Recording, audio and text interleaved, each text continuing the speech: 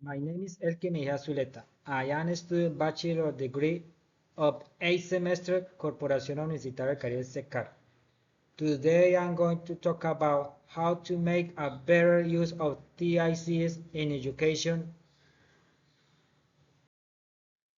In the first video, we see a teacher making a fun presentation using technology to have a fun time with his student. In the second video, it can be seen that most students make more of their electronic devices than educational resources such as textbooks, etc. In the first video, the teacher demonstrates an excellent use of ICT for the development of a good class.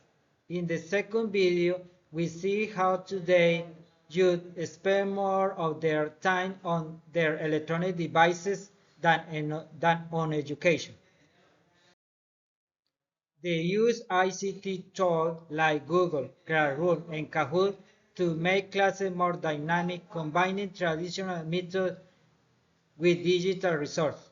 Personalized learning with adaptive software encourages teamwork with Google Docs and motivates students with gamification and stay up to date with ongoing training. Also teach students how to use technology safely and responsibly.